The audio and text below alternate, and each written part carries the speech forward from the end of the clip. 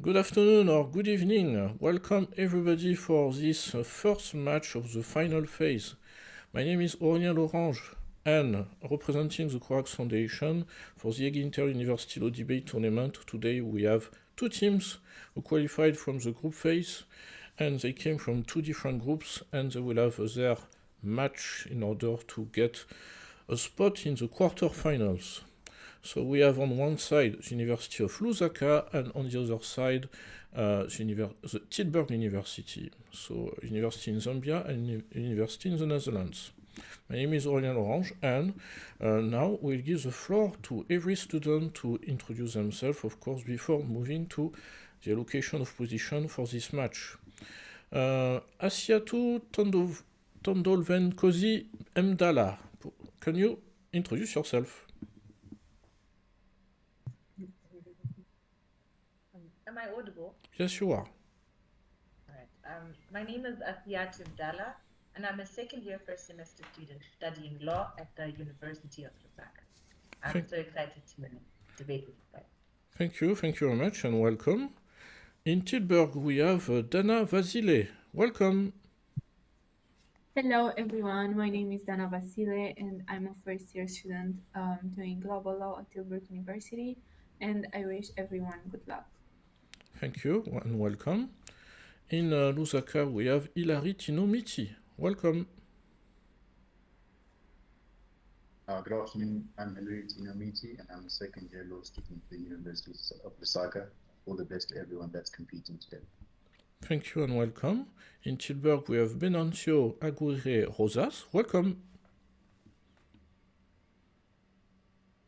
Hello, good afternoon. My name is Venancio Aguirre Rosas. I'm from Tilburg University, second year global law student, and we are eager to have this wonderful match. Thank you and welcome. We have as well Austin Buendo Kachenga. Welcome. Hello, everybody. My name is Austin Wendo Kachenga. I'm a third-year law student at the University of Lusaka. Welcome. It's nice to be here. Thank you very much. I precise as well that the teams have a coach helping them during the competition. On the side of the University of Lusaka, there is Miss Professor Teresa Lumbama Caputo and Nicole Tanyaranzwa Boigna. And on the side of Tilburg University, Mr. Rami Fransawi and Andy Zhang. So welcome to them who are watching or will be watching the match. For this match, there will be three judges. The three judges do not know each other. They will be assessing this match during 2 working days, so it means until Tuesday evening. So greetings to the three judges, and thank you as well for your time for assessing this first match of the 8th of finals. So the topic you received 7 days ago was Sports League should adopt a gender quota system for coaching staff. So now I will share my screen for us to know the position each team will have. The team will be in favor, will be starting the match. Voilà, up. So normally you should see on your screen in Lusaka and in Tilburg the wheel with the names of your universities and as well the logo and flags. 2 possibilities to be in favor, 2 possibilities to be against. So now I will click in order to know which position you will have. The team in favor will start the match.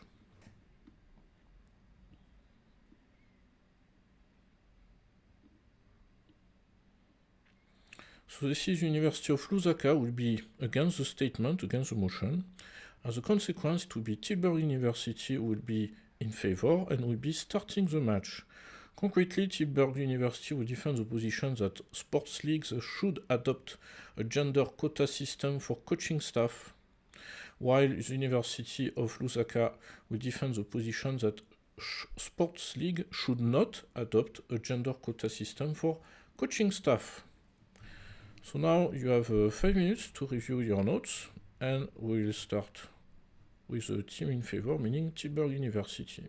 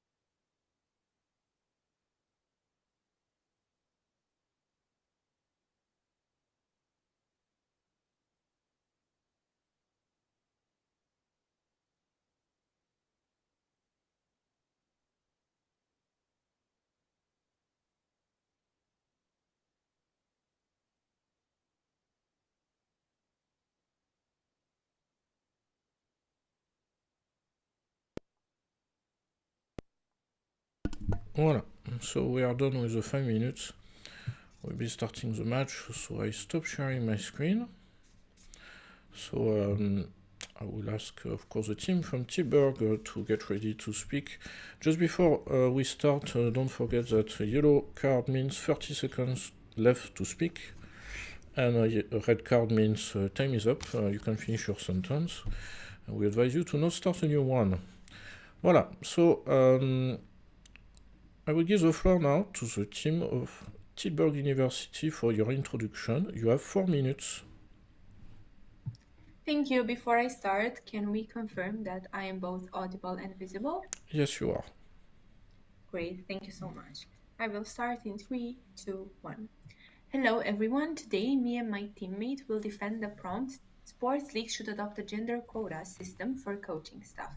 This is happening because the underrepresentation of women in sports position is so common that it often goes unnoticed. This needs to be changed. There is a lack of regulation on this field.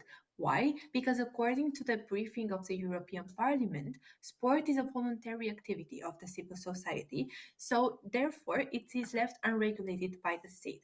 However, we'd like to point out that there are other fields in which the legislation was adopted for these gender quotas. For example, when we are talking about Article 7 of the UN Convention on the Elimination of All Forms of Discrimination Against Women, which provides that member states have the obligation to support these gender quotas and to make sure that women can access positions such as holding public office, of being part of influential NGOs and associations. Or if we talk about politics, for example, bills in India showing that women occupy at least 33% of the seats in the state legislative assemblies, or when it comes to business with European directives.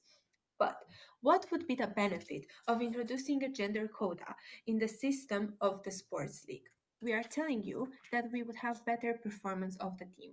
And this is our main argument. So please pay really good attention, because sports leagues should adopt a gender quota system for coaching staff, because its introduction would lead to an improvement of the team's performance. 5 reasons for that. First, because female players will feel more represented, because second, we would have a strong female role. And according to several briefings, the findings were that the lack of such role models can lead to an inability to challenge or resist negative stereotypes regarding gender and leaderships. So if athletes will feel more safe in their workspace, because that's what it is their workspace, if they could challenge and they would have the means to challenge positions that are not in accordance with their performance, they would have a better performance. And better performance of athletes means better performance of the team. Third reason, because women may have a different approach than the harsh approach of men, which can lead to a diverse decision making, to other strategies that can improve the performance of the team. And the fifth reason, the last one, because women can encourage, by introducing this quota by the sports league, women can encourage other women to join similar position. We are telling you that this is a problem, and we can see that through case law. 2 important cases. First, a female gymnastics coach in Maryland filed a lawsuit because she was fired even though she won the award of Coach of the Year 3 times and she had excellent performance review. She was fired just because of her gender. And second, another hockey coach, female, sued for gender discrimination and also won, because despite winning national championships, she was also fired. So this is why we need gender quotas. On top of that, our argument is supported by the 2 important international principles: the principle of equal opportunity, which stands for having the same chances, options, benefits, and results of others, and the principle of equal treatment in the workplace. Why do sports leagues care about the performance of the teams? 3 reasons. Money that comes from sponsors that care about how well a team performs. 2, because it's their image. And 3, because fans want to support a team that does well. Why is this the best approach? Very important, because the sports leagues can deal with this in the most effective way. There are different types of sports, different types of coaching techniques, different types of methods that needs to be implemented, and because there is a framework of international law for this. Thank you very much. Now we hear as well the introduction on the side of the University of Lusaka. You have 4 minutes.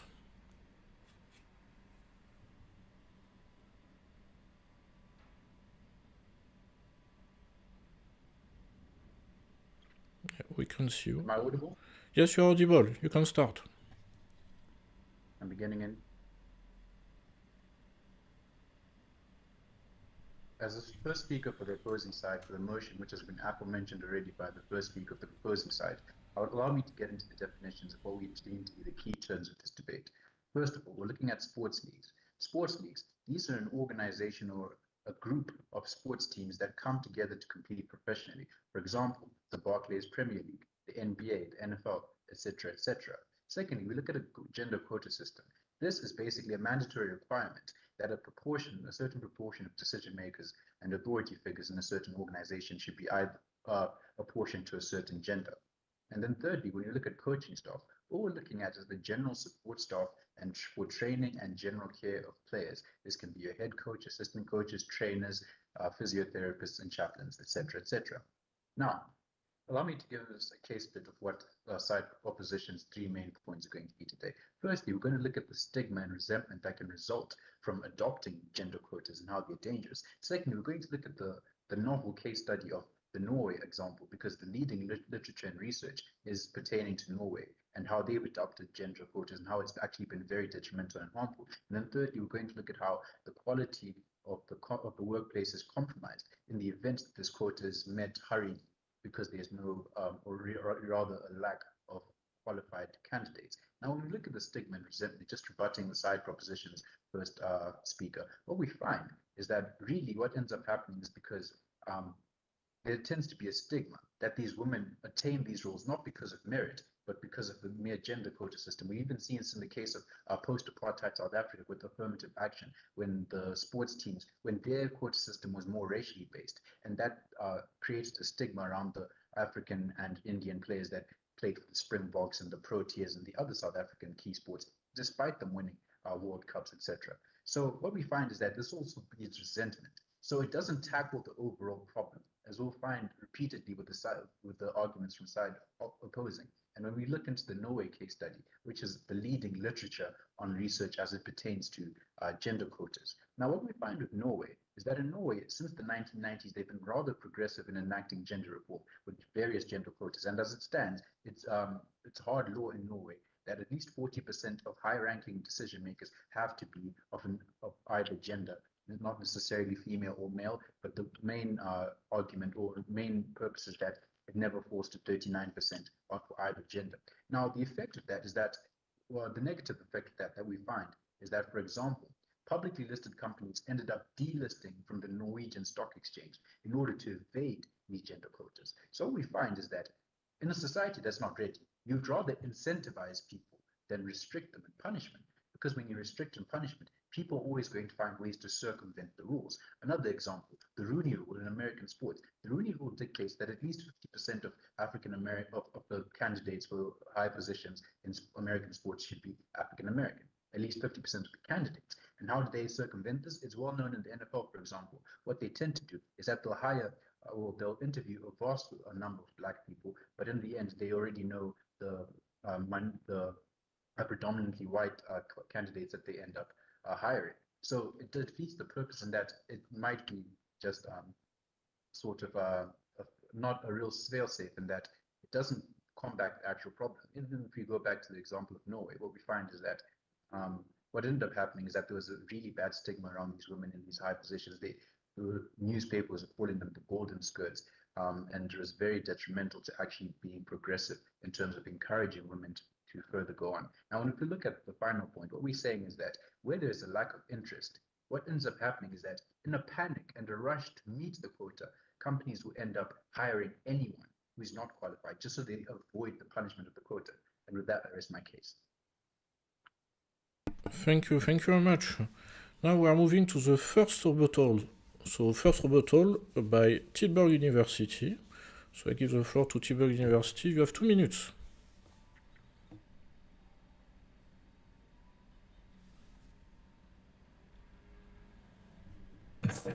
Okay. Before beginning, just to make sure, I'm audible and visible? Yes, you are. Okay, perfect. Thank you. So I'll begin in three, two, one. First of all, I would like to clarify that gender quotas are a strategy, a mechanism that seeks to strengthen the equal representation of women. Gender quotas are not the goal, but are part of the process to achieve an equality. So we agree that, of course, this won't address and tackle every single issue, but the status quo right now guarantees that if we don't have a gender quota, the conditions are just going to be worse for women representation, and the performance by applying a gender quota will only improve. Now, tackling the three main points of the opposition, I would like to begin with the first point about stigma and resentment. First of all, they address that this will be an issue because they will feel like they are getting the position not because of their merits, but rather because they are taking a quota. As already explained, the quota is not the end goal, but rather a mechanism for more representation. And this has been used in many fields of law, businesses, academics, politics, also in labor. And we have different, not only gender quotas, but affirmative action that require the government or the administrator to put people that are underrepresented, and then in the future this will be changed for them to be supported and not with the need of gender quotas.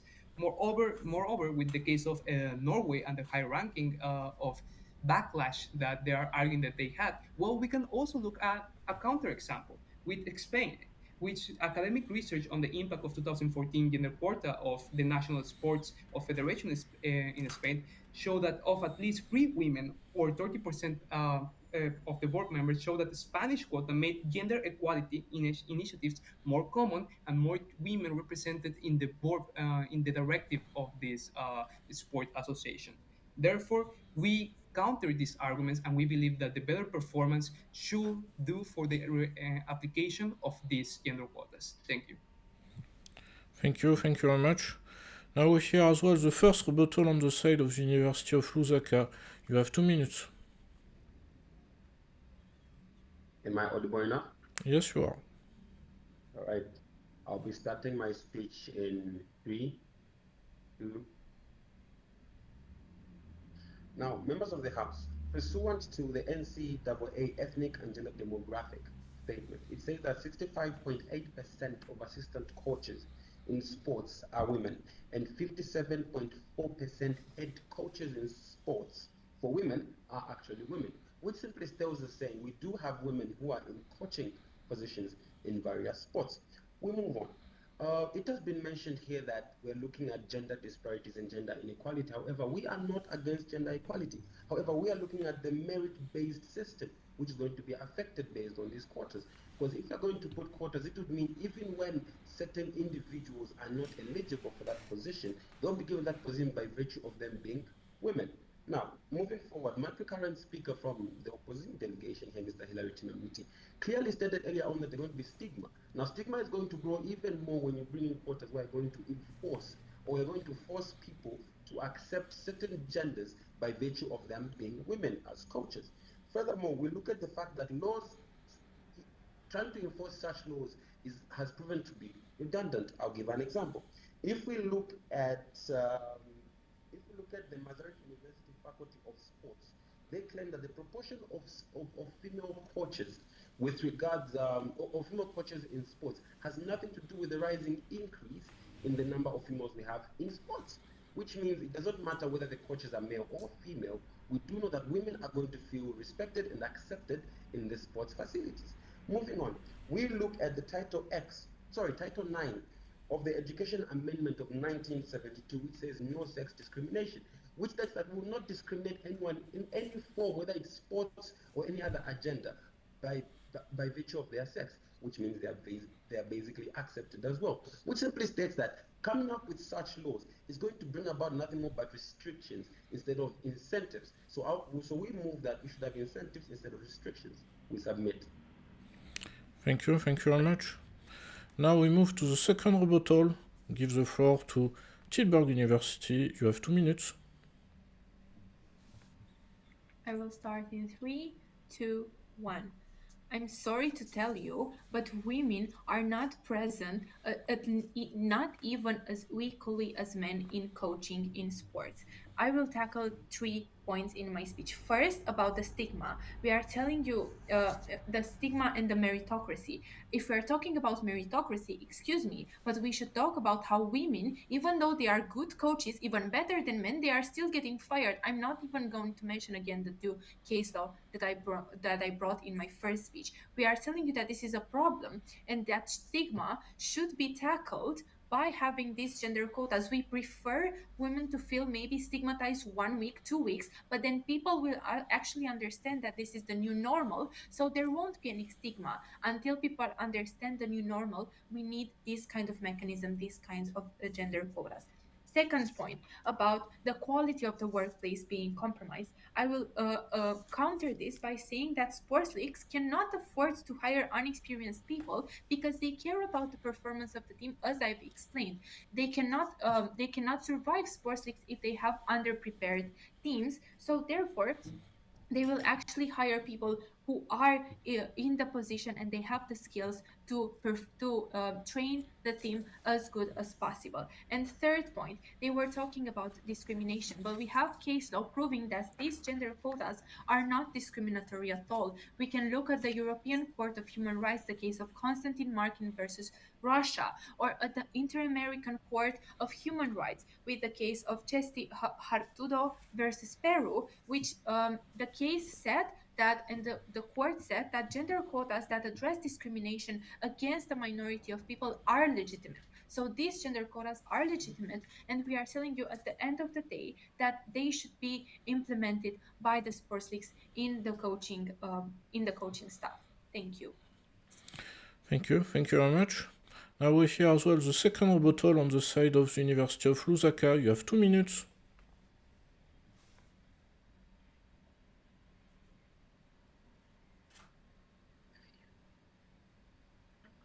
Yeah, we can see you. Am I visible? You are visible and audible. Okay, that's all right.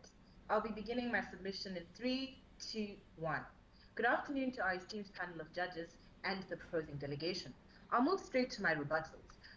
The proposing side talked about how there was a female gymnastics coach in Ireland who was fired based on a gender, despite there being legislation which speaks against gender discrimination and actually encourages gender quotas in order to empower women. So what we're seeing here is that if we can still have cases of gender discrimination and gender inequality, even when there is existing legislation which speaks against those topics, then the root or then legislation per se is not actually effective in eliminating the pre-existing attitudes which actually drive gender discrimination and gender inequality. And that's why, as the opposing delegation, we're saying that instead of forcing people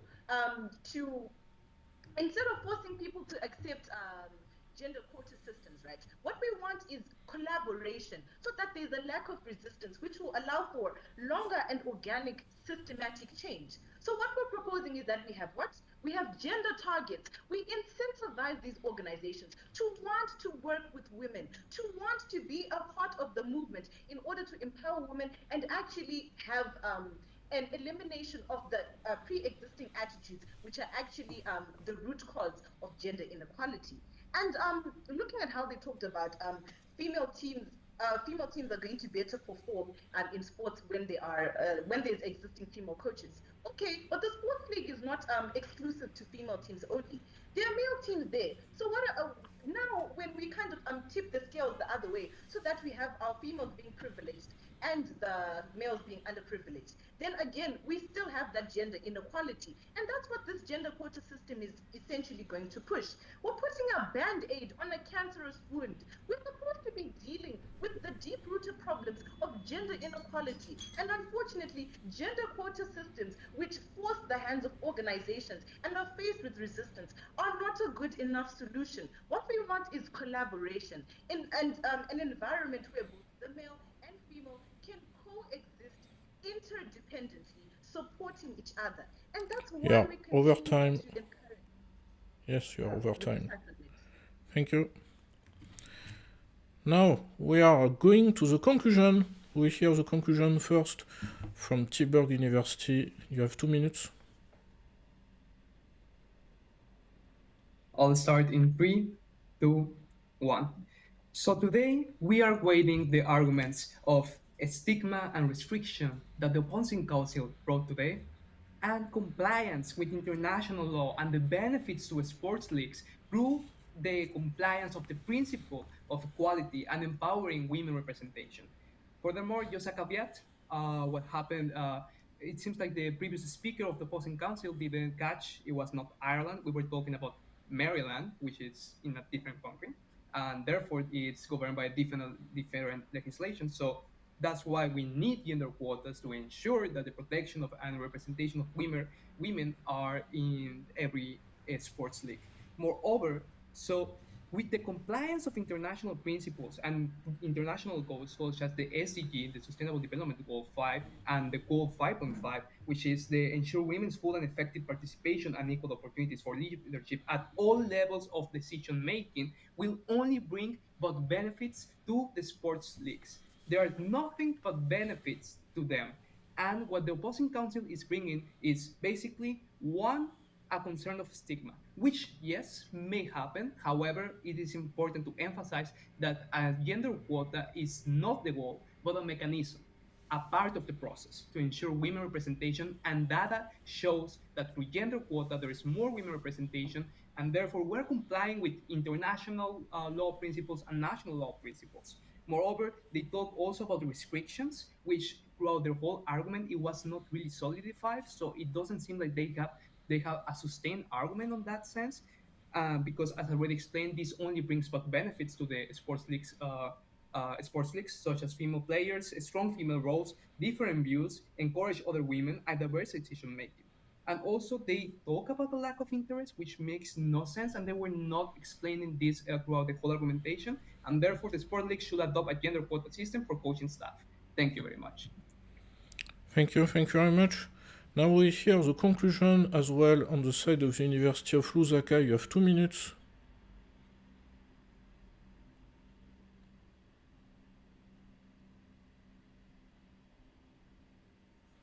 Am I both audible and visible? Yes, you are. Both. Okay. I will be beginning in 3, 2, 1. Dear members of the panel, what we have here, the root issue and contention over here in our debate, is gender inequality. And when we look at this, this is a deep-rooted problem that can't be fixed by surface-level solutions such as gender quotas. As the proposing delegation have already stated, there's still existence of gender discrimination, even with existing legislation that speaks against that. For instances, in things such as gender quotas. And we've seen how companies have gone to great lengths to circumvent, as we have already stated in our Norwegian example. So what we're saying is that we don't want just surface level systematic change. We want quality, organic, long-lasting change. And that's why it is essential that we need a paradigm shift, a fundamental change in approach or underlying assumptions, which will in turn spark an organic and long-lasting systematic change without facing any resistance. We want collaboration. We don't want this to be a war of the genders or a war of the sexes. What we want is proper gender equity, proper justice for both genders. And that's why we want collaboration instead of gender quotas, which spark stigma and resentment due to the attitude of what? Tokenism and stereotypes. And we want a more permanent solution, which is going to actually deal with the root cause of our problem of gender discrimination and gender inequality. And we also want quality members of staff in the actual workforce in sports leagues. We don't just want a situation where we're filling up positions because we're trying to reach a quota, but we want an instance where companies or organizations are actually motivated to hire more women staff because they believe in their ability. And with that, I submit. Thank you very much. And now we are done with the 2 conclusions. So it means from now you are not under evaluation by the judge. So it means that we are in now the after-match period of the session. It means we can get your impression about the match, the argumentation, the topic, and the preparation for this match. And afterwards we'll have some questions about activities in your universities for students, particularly student associations. So I would like to ask you to open your camera again, be together, of course, in front of the camera, because I will ask for your opinions on this match, the topic, and again, the preparation. So we start with Asiatu Tondol Venkosi Mdala. What did you think about this match, the topic, and the preparation? I'm going to say that I quite enjoyed preparing for this debate because women empowerment and gender equality, to be specific, is something that I'm very passionate about and something that I'm very much behind. So it was quite interesting having to look into some of the viable solutions that we can actually implement that will bring long-lasting change instead of just dealing with surface-level problems and not dealing with the actual root cause of gender inequality. So it was quite enjoyable to prepare for. Thank you very much. Dana Vasile, what do you think about the topic, the preparation, and yes, argumentation? For me, it was also, as my previous speaker said, I really enjoyed the topic. Also, the preparation was really interesting for both sides. I think it's a topic that allows you to argue also in favor, but also against the topic, and to do it really well. As I think we've seen in this debate that happened for both sides. And I actually I enjoyed both the preparation phase. I really enjoyed the debate. So thank you for this opportunity. Thank you very much. Hilary Tinomiti, what do you think about this topic, the preparation and the argumentation? I think it's a very, just like my colleague Asiatu said, it's one of those topics that's near and dear to my heart.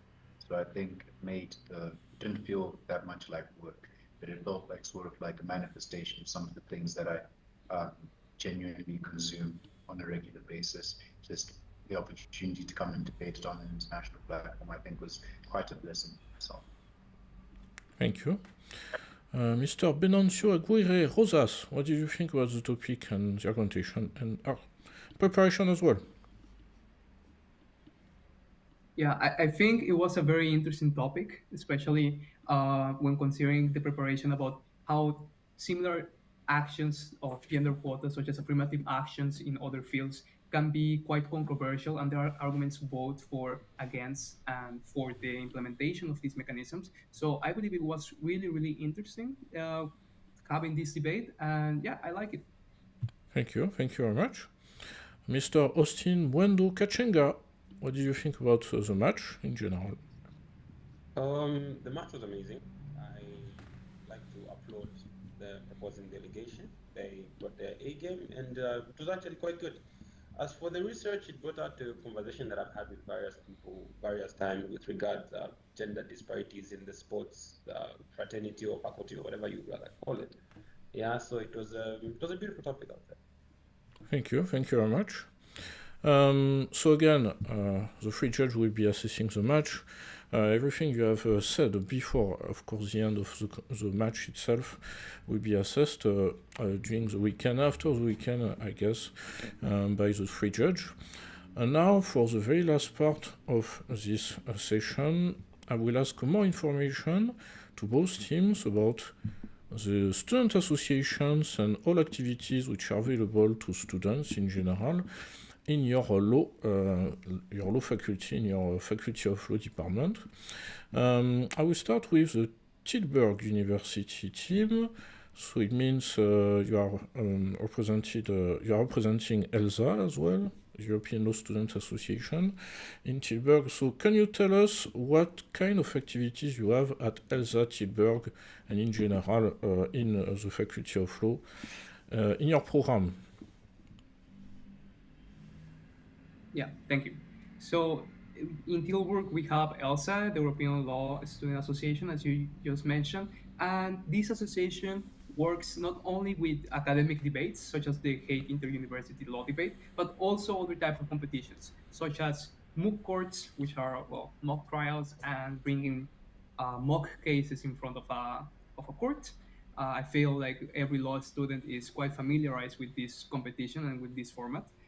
Moreover, we also have negotiation competitions, which simulate and strategy an exercise of engaging into a negotiation, a legal negotiation. Also, we have client interviews, which also simulates how to have an interview with a client of different fields, such as civil procedures, criminal procedures. It really prepares you for the professional life and through different fields of law that you can pursue after your bachelor, especially because here we have a global law bachelor, so it's really versatile. We work with different jurisdictions, and I believe it's really interesting. So we work with different jurisdictions at national level, but also at international level, such as the European Court of Human Rights and the World Trade Organization. Those are the opportunities that ELSA provides. Thank you. Would you like to add something, maybe your colleague as well? Yes, I think I agree with everything my teammate said, but I would just like to add that Elsa, I think it's a really good opportunity of getting to know not only yourself and to learn some skills that you're going to need in the future, but also to get to know like other people who are older than you, who are second, third year, and to gain knowledge from them. So for me, this is a really good point of this association. Thank you very much. Now, in Lusaka, in Zambia, so first of all, could you tell us if there are some student associations, if you are a member of one of them or several of them? What are the activities they propose during the academic year to the students? Okay, well, for example, here at the University of Lusaka, we're fortunate to actually attend a university that's a full-service university. So nothing's off the table for us. For example, if I can give you a snapshot into just this week alone.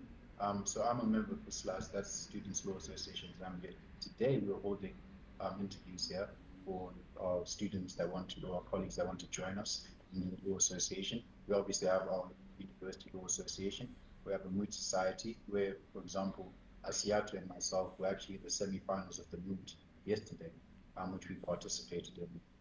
We have Safe Space, which is catering to students' well-being and mental health, and they had interviews, I think it was yesterday as well. So it's a very busy week for our university, and it's a very active university that's quite full service. Thank you.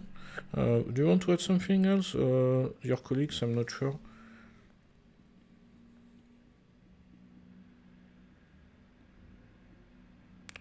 Adding on to what my colleague has already said, my colleague over here, Austin, and I also participate in the school rugby teams.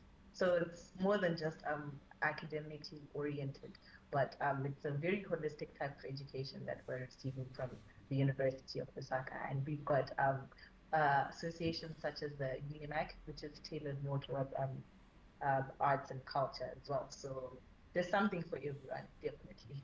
Okay, very good. I have a subsequent question for both teams, both universities.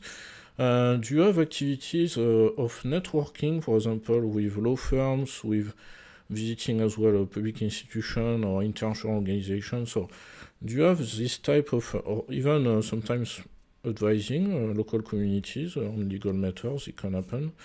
So does it happen, for example, in Tilburg University that you have field trips, you meet law firms, lawyers, or you invite them, I don't know?